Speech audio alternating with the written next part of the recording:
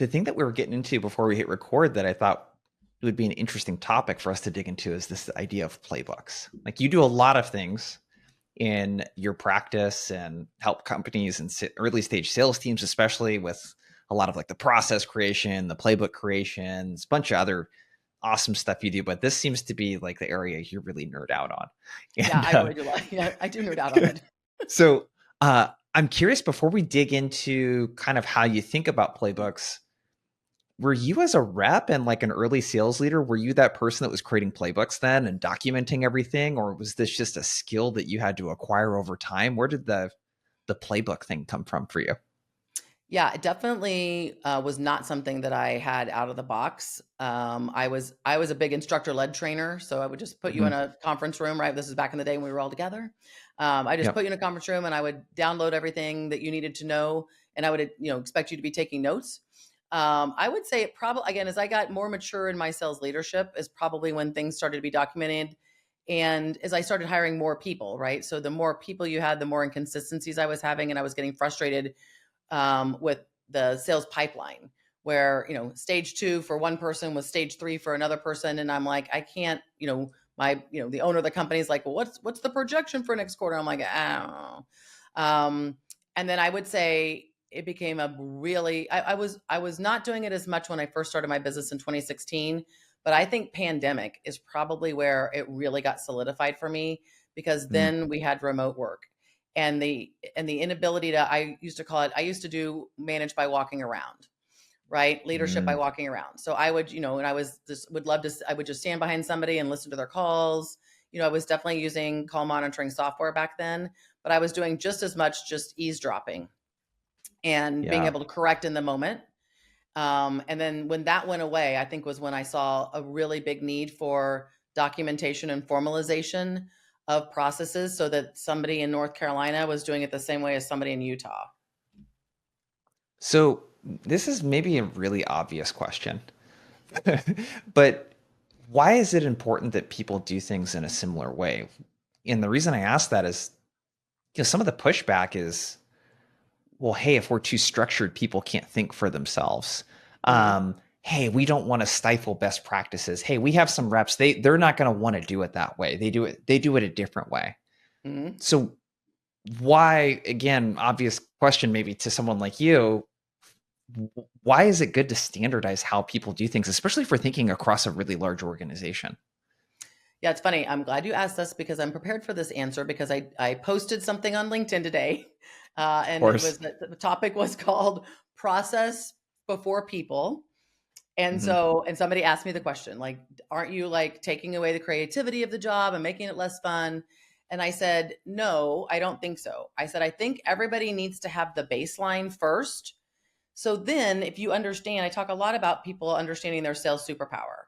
So if I understand the company's way of doing things, and again, you would assume that the company's way of doing things is a way that has been successful in the past, right? So the best predictor of future behavior is past behavior. The best predictor of future success is past success. But if I'm a rep and I understand what the company's process is, then I can look at that and say, well, my sales superpower is negotiation or discovery or interactive demos, whatever it would be. And then I want you to go to your manager and say, hey, like I understand how it's supposed to work, but I think that my sales superpower is this. And I'd like some, leniency. I'd like some flexibility around that. But I feel like everybody's sales superpower is different. And so you can't have everybody can't have their build their own process their way at Burger King. I need to say like, hey, like this is where I expect 80% of you need to be doing it 80% of my way. And then I'm going to tailor it to what your special skill sets are for 20%. But not everybody's special skill set is every single stage or, in the sales process. And not everybody's superpower is getting through the gatekeeper. And so you have to have some structure because you've got, you know, average people doing certain things to the average, and they need that best practice guide. So to me, instead of calling it maybe the playbook, call it the best practice guide. And, we're going to do what we've done well in the past, but I'm with you. I don't like to script things. I like to give people an outline, right? Yeah. So I do, like, before I put a BDR on the phone, sure. Have I handed them a live call script? I sure have. Is that in the playbook? It sure is. But what I say, the first thing I say to them is, please start by rewriting this 3 different ways. Right? So it sounds like you, so it plays to how you would like to say things. And then I said, like, after 30 days, like, you just need, this is why, Jason, you and I talked about before we hit the record button. I provide a discovery call template that starts with the BDR, SDR, if you have one, and goes all the way through to where we can hand it off to the customer success rep. It has all of the juiciest information in it. And that's an outline, right? Like, I want to make sure that as we're going through the sales cycle, that every one of these categories or topics of Yeah. information that I think we need to gather has been gathered. But I'm not telling you how to gather it. I'm just saying we need to gather it. Yeah. So another thing that I hear, love all that, is this idea that this is real. I'm not making this up. This is a company with multiple hundreds of reps. It's, we don't need to formalize things and train and enable our reps because we should be hiring skilled We people hire that know how to experienced sales sell. reps. Yeah, yeah, Yeah. So what yeah, do you yeah. say to someone like that? Everybody has special skill sets. And just, I mean, I do a lot of hiring, as you know, as well, for my clients. And for most of the time, I'm hiring SaaS situations. But you may not have, like right now, I'm doing a hiring project where someone's selling into the legal industry, small to mid-sized legal firms, fewer than 24 lawyers. Even though you've sold legal tech somewhere else for some other thing, you may have been selling to the office manager or the HR manager. You might not have been selling to a partner. You might not have been selling to an operations manager or the finance manager. So just, I think we want to hire people who have strong skill sets. And we'll talk about like the art of sales, like people who understand how to move a deal forward, how to self-source a deal, how to prospect, how to close a deal. But your industry may be different than the industry they've sold into before. Your average sale may be different. Who your customers' clients are may be different. Like, I think there's so many SaaS jobs right now. We're hiring for so many SaaS things, but like, yes, I need you to know how to sell SaaS, but like most of in fact, I would say I've interviewed 8 people so far this week, formally interviewed them with the client, and only 2 of those 8 have ever sold into the legal industry. Mm. So as part of the playbook, I have to give you industry knowledge, right? I have to teach you about the industry. Like when I onboard new reps, I onboard them in these 4 categories. First thing I do is teach them industry. Then I teach them product or service. Then I teach them sales tools. And the very last thing I teach them is sales process, because I want them to understand all of those other things first. And so, I wouldn't expect, yes, I expect somebody to come with some basic sales skills, but I wouldn't expect them to know everything they need to know in order to sell my product or service into my ICP, my persona, and my industry. So in a way, then, correct me if I'm wrong, the way that you think about playbooks is it's really a path from a business standpoint. If you wanted to be really metric driven, it's a path to like one of the outcomes would be shortening the time to ramp a new rep Oh, absolutely. and opening up your ability to hire outside of the industry too, which I Yeah, think it is a gives us smart thing. flexibility. Yep. Yeah, I mean, Yep. I'm not a big, we have to hire from within the industry, because I really don't think people are bringing their Rolodex. I mean, I think people are bringing their They Rolodex with just them, but go it ahead. just never works It out never really. I works. mean, It it's never like, works. and it's a false promise probably in the interview anyways, but yeah, I would rather take the attitude and the sales acumen and the skills and just the motivation and like all of that kind of stuff and then Hmm. teach the industry with rare exception. Yeah, Um, agreed. okay. So the purpose of the playbook then is like, let's collect and standardize the best practices. If we Yeah, were I to mean, kind people of have done like, this successfully. Why do we want to try to, wing it? exactly. And let's get into kind of the next part of like what good looks like in a Hmm. playbook. And you've talked about some of the components, Yes. but one of the things that I'll always hear, usually from enablement folks, nothing against them, I love my enablement people out there. We already have a playbook. We already have an outbound playbook, Jason. We already do that kind of stuff. And not all playbooks are created equal. And there's certainly a playbook is not one of those things of do we have one or not. Hmm. There is a like a Hmm. qualitative aspect to what's in that playbook. And I think you sort of alluded to this earlier around like a playbook, a big part of the buy-in around the playbook is the stuff really great in there? Like Mm-hmm. your team should just love the playbook because it's collected all of those best practices and all of that kind Mm-hmm. of stuff. So if you kind of step back and think about what good looks like, and feel free to comment on common mistakes that you see, Yeah. like what does good look like for a playbook? Like how should one create this? What should the playbook include? All of that Mm-hmm. stuff. Yeah, I'll go. The first thing that came to mind when you started to ask the question was a book I had read a gazillion years ago called Top Grading. And so the reason very few books, like a lot of books will give you advice, but not tell you like what the right answer should be. Like, like, they'll tell you how to interview. They'll tell you what the interview questions you should be asking are, but they don't tell you the answers you should be hearing. And so Yeah. like, I think a good playbook, like one of the first things I do in the playbook is formalize and document the ICP. And I go down what looks like, I ask them like, tell me the best clients you have. And I said, just without any other information. So people will just, yell out things, yell out company names. And I go, great. Like, what do you now, like, tell me why you deem them a good customer, right? And it's everything between, well, they spend a lot of money with us, to they're super friendly, to they always answer the phone when I call, right? So Yeah. like, what does a good customer, what do we want? Now I'm like, okay, well, so you're all over the board because everybody has an opinion on what good is. And so what do you want a good customer? What do you want the definition of a good customer to be? Right. And then we start really breaking it down and realize that some of the people on that good customer list aren't really what we now deem as a good customer.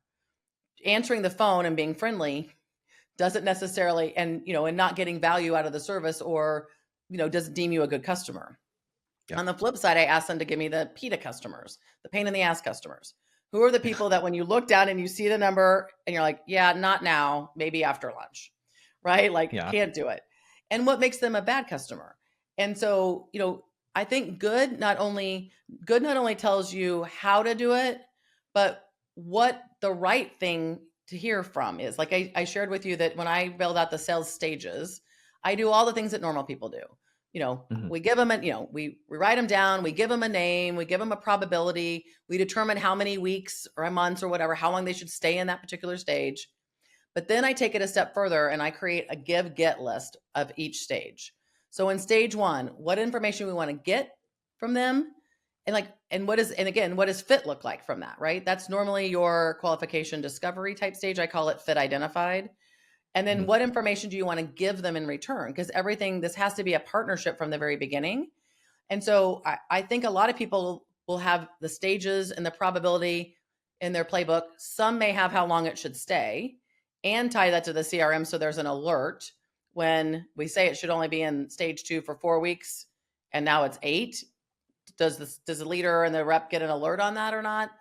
And then, but I don't think everybody's saying, well, but this is what should happen at every stage if you're doing it right. So I think the best playbooks say, this is what the stages look like. And if you're at the top 10%, this is the information you're gathering, you're giving, you're getting. This is what homework looks like for you and for them at each of the end of these stages. So I think it's more than just how, it's what does great look like. And that's something that we build together. When I'm building a playbook, as I shared with you, I don't do this in a bubble. It's a workshop. It's a group activity that we do at a recurring meeting every week, where we take a topic every week and we break it down. And I want I want as many people in the company to be involved as possible, because everybody, customer success is the perfect people, right? I'm always like, oh, customer success are mandatory, because they're Yeah. the ones that had to deal with those PETA customers, right? Yep. That Bobby swore like, that's a good customer. And they're like, yeah, no, that's not a good customer. So how much of the playbook incorporates, like if we use ideal client profile as an example, data? So like a closed won or lost analysis on, hey, these are the logos that had the shortest, time to close, largest deal size, most likely to renew, et cetera. How much Mhm. of what you build into a playbook incorporates and how much should data be a part of that? Yeah, I actually bring the data part in after the fact. So I would Mhm. say my playbooks are more art of sales and less science of sales. But taking all that information, Playbook's not complete, in my opinion, until everything has been tied to the CRM, right? Custom fields have been built, dashboards have been built, reports have been built. One of the sections in the playbook, I call it your personal sales math.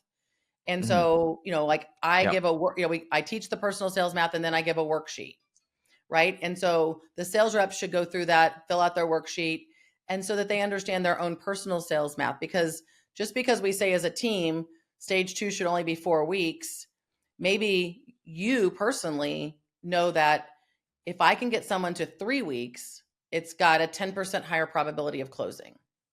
And Hmm. so I do think the data comes into play there, but I think it's hard to put the data like that into a playbook other than maybe good team averages. But I don't Yeah. want to judge. I mean, like I've always been a sales leader who sat down, and every time, at the beginning of the first week of every month, I would go back and we would do a 90-day rolling back of data and adjust from there, because I don't think you should do it every month. If you just looked at 30 days, I don't think that's a good snapshot, because everybody can have a great month or a bad month. And I don't think that Yep.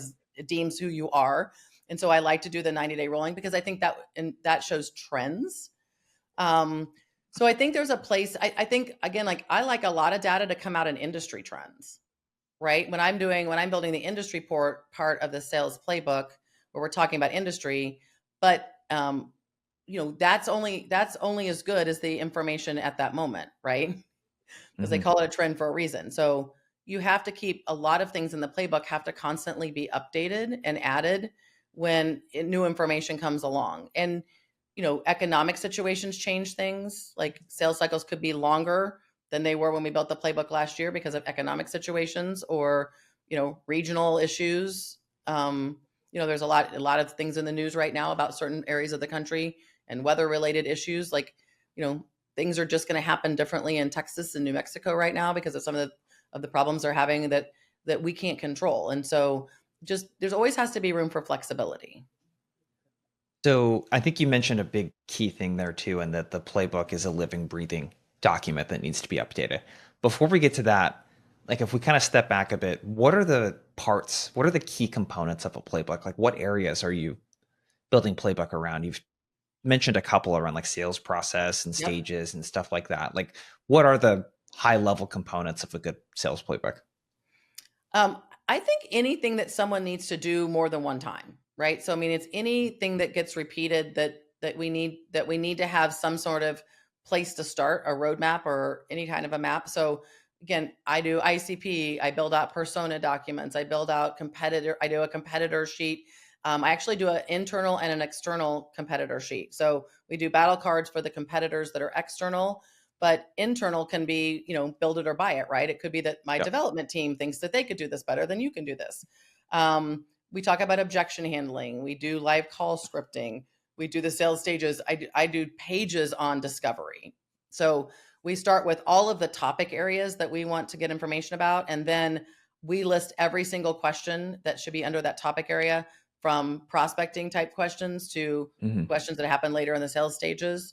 I then create a sales discovery call template that if you're using HubSpot, I'm a big snippet girl. So I like to Yep. create a snippet and I ask them to put it on the notes tab of the company page so that it's all the most important information that gets gathered along the way.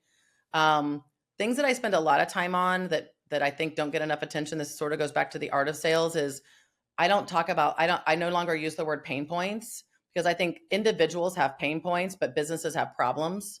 Yep. So we really focus on the persona document. I list individual persona pain points, but as a whole, I'm asking the company to look for business problems and Yeah. then the financial impact of those problems. So I spend a lot of time. This really is something that I don't think enough sales leaders are teaching, which is how to literally like pick up your calculator on your phone and how to calculate the business problem that they're having into real dollars. And Yeah. so that you can determine whether or not your product, you're asking for more money than the business problem actually is. And I don't think enough people are doing that. So I spend a ton of time on going through that workshop and making sure they know how to calculate that. And like we take, and this may be a little bit disruptive. You asked me earlier, like, is there anything disruptive? I think time is the worst business problem to try to solve. Like Yeah. it takes an individual person, like, well, it takes me I'm working with a client right now, and they have child care management software for child care centers. And we talked to a director at one of the centers the other day, and she says it takes her about 15 to 20 hours a week because she's manually dealing with registration of parents registering their children and then the payment process. And, I basically like mentally decided how much she was making, right? I'm like, she's making probably about $50,000 a year divided by, 52 weeks, divided by 40 times whatever. This is how much the problem is. And I'm like, then I got to go talk to the owner and say, well, if Susan's spending 15 hours a week, then, and you got 5 centers, then everybody, take that times 5.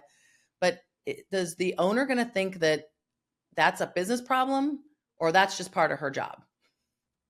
Yeah.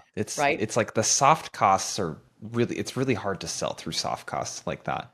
Because it's Yeah. like, yeah, I agree with you. It's what's the impact of the person spending time on that? Yeah. Or if it takes too long to do something, do they miss out on business? Is there stuff that gets missed if they do it manually? I mean, it's kind of like the idea of selling on cost savings by saying we can combine the 3 solutions you're using into one and save Yep. you $1,000 extra a month to a multi-million-dollar business. It's like, that's not enough to switch, Right. you know?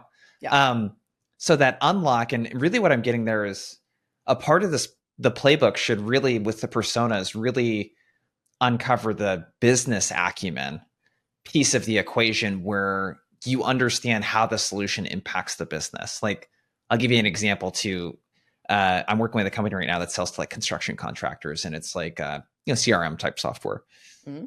It's like when you talk about the features and functions of that, oh, we can do 3D modeling, let's say, so that you can show your customers this thing. You haven't really chunked up to like the business outcome of like what that does for that contractor's business or what they're missing out on really by Mm-hmm. not having that ability.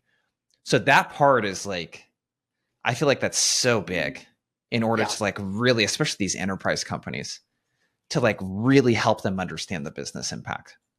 Yeah. That is just something I spend a ton of time on that I don't think is there's enough time. Because again, back in the day, I remember when we, again, I've been doing this so long that we called it subscription model, not SaaS.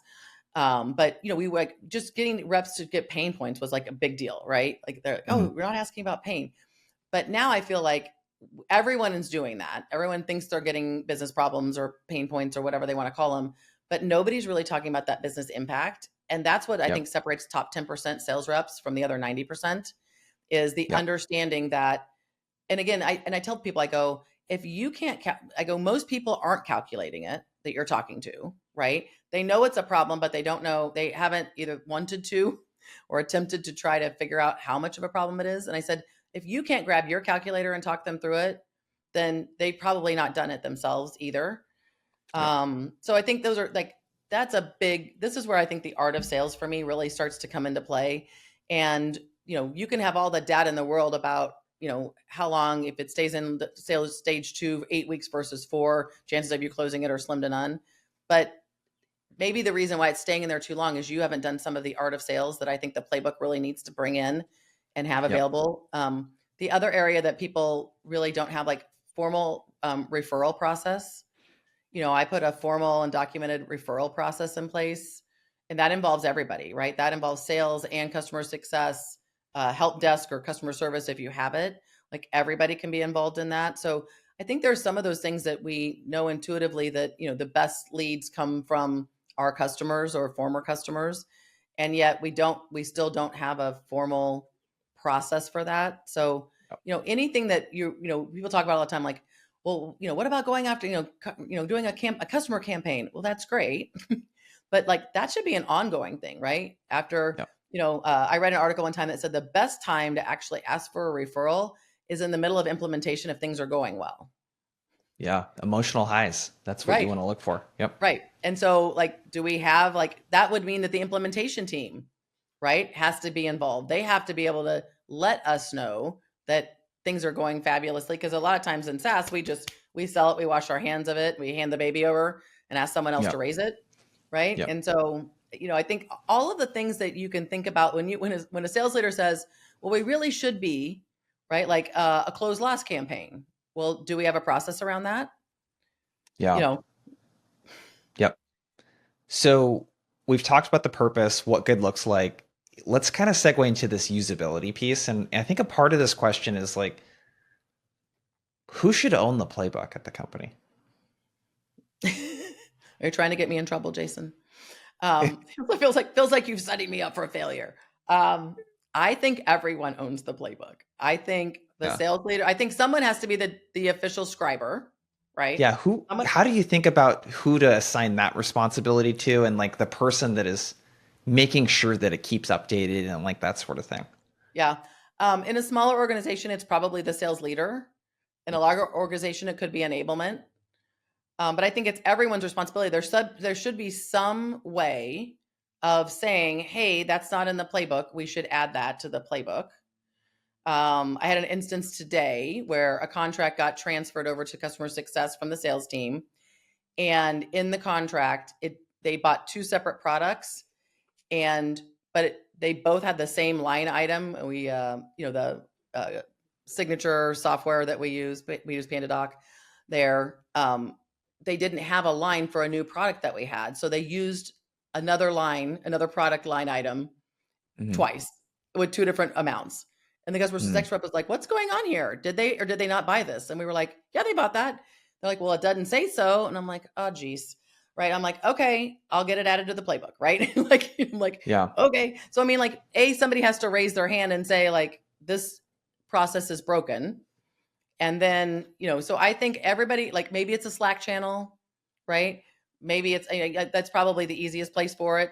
But then I think, yes, one person, probably an enablement person or a sales leader. It's probably not an individual contributor on the sales team, but everybody's responsible for saying, hey, either the process has changed or like we brought a new product in, but we forgot to put it into PandaDoc. I'm like, yep. Okay. So how do you make sure that the playbook, and I'm curious about the usability factor of like a playbook with all the stuff you said that should be in a playbook is like probably over 100 pages of stuff. It can be a lot. So my guess would be if there's a talk track in there, I'm not as a rep having to go into the playbook to grab the talk track every time. And it's like, so how do you make this stuff usable? Yeah, I find myself more and more saying to companies I'm working with and building these out that that sometimes I stick around for doing some other projects. Like, you should go to the playbook for that, right? I do a lot of after I put playbooks together, I do a lot of call monitoring and coaching to make sure that it's like I want to make sure that what we did academically, right, in the classroom translates into the real world. So I normally build into my to my projects with my clients like 1 to 2 months of call monitoring so I can help them transition and adjust to the new system we just put together. But I find myself saying, hey, you missed some of the miss some of the gives in this stage. Like, let's go back to the playbook and look the playbook over. So like, if you're constantly referring to it, it does become something that people have kept open.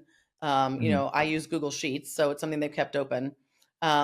The other thing that I've been starting to play around with, and I need again in my spare time on a weekend, but I'm also trying to put them into an AI, so that right, so that like and so that they can go in and say, hey, because again, like 70 pages or however many pages you mentioned, 100 pages, like you need to be able to go to get that reference quickly, and you can do hyperlinks and all the other stuff. But I would rather try to use an AI agent to help people ask the question and have the AI agent take them to the area. And it could be more than one section of the playbook, right? They think they're looking at, an outbound sequence section, but really, they need, instead of the negotiation page, they really need the objection handling page.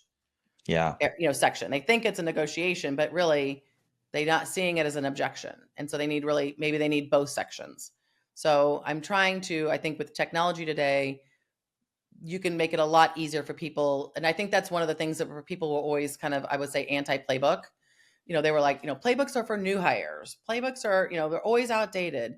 Well, if we made it where you were in it every day, and it was easy for you to find information that you might need, then it probably does get updated as often as it needs to be updated.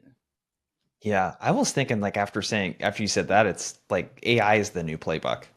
It's like the information, because I think that's the hardest thing with the playbook is that the information it's it's not built like a search engine. It's not built in a way Right. that's easy to find Yep. stuff. It can be Mhm. organized, but it's built like a textbook.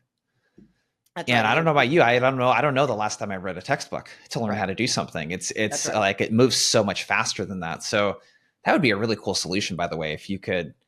I know you can do it with Chat GPT and create your own, GPT and stuff, but having something where you could upload a playbook and have some AI in there that really helps suggest Yep. and answer questions would be really cool.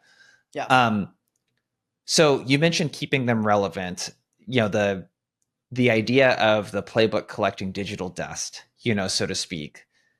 How how do you think about keeping it up to date with the latest and greatest stuff? We kind of talked about part of that, and someone should have ownership over that. But what would that cadence look like? Is it something you revisit once a quarter, once a year? Yep. How does how does all of that work? I think it's quarterly. I think monthly is probably too daunting, but I think it is quarterly. And again, I don't want to overreact. It's just like what I said, I do, look at things in a 90-day rolling. I don't want to overreact to 1 month of anything, Yeah. right? But over a quarter, I might start to see a trend.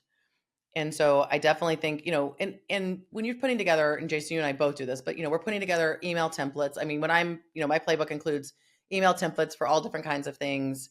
And those things need to be updated. I mean, if marketing's doing their job, there should be new case studies or, new infographics or something, new to share. So we need to be looking at that at least quarterly and bringing in the latest and greatest. Like I don't ever want to be sending out, a white paper and sending somebody to the website to get a white paper that's from 2024 when I have white papers from 2025. So I mean, I think all of those type of things, not just not just data, not just now the sales cycle is 30 days longer than it had been, but all kinds of information, industry trends, industry things change.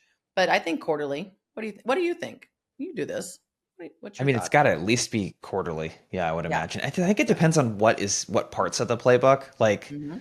yeah, the persona and ICP is probably like a once a year we revisit that kind of Yep. thing for a well established company. But outbound, where we spend most of our time, it just moves so quickly that in that playbook, I would want every quarter someone to be pulling, Mm-hmm. here's 15, 20 emails that landed meetings. Here's what the best Yep. reps are saying in calls. And it's like, I feel like the real dirty work is, if we're recording cold calls, for example, it's how are we going through and using something like ChatGPT, let's say, and pulling transcripts of discovery calls, let's say, dropping them in and saying, what are our customers talking about? How are they talking about their problems? And like making sure that language is reflected. Mm-hmm. That's something that, especially in today's macroeconomic environment, I feel like that language, that's like Mm-hmm. the best thing a playbook could do right there is like, hey, when you cold call a VP of HR next time, here are the 2 talking points that 100 customers talked about last quarter that you should be sharing with them. Mm-hmm. Yeah, and I think those things. Again, I don't. I hope those things are being shared in sales meetings. Having verbal conversations around what's working best practices. But then, like you said, someone has to come out of that meeting and go, okay, now that needs Document. now. Mm-hmm. Yeah, because I think those conversations are happening, right? I'm on my rose-colored glasses on. That sales leaders and reps are saying like, "Oh my gosh, this worked for me and this worked for me," and we're sharing that information. But somebody still has to own putting it in, documenting it formally and putting it in Yeah. somewhere. And like you said, that may change as the environment changes, economics change, Yeah. situations change. I mean, this is like maybe what we could end on is like kind of future of AI. This to me is you don't need a tool built for this. Get Gemini or ChatGPT, upload the transcript of that sales best Mhm. practices call, or the closed one analysis that you did. Upload it and ask it to pull trends in what this rep is doing in the language they used, and drop that into the playbook.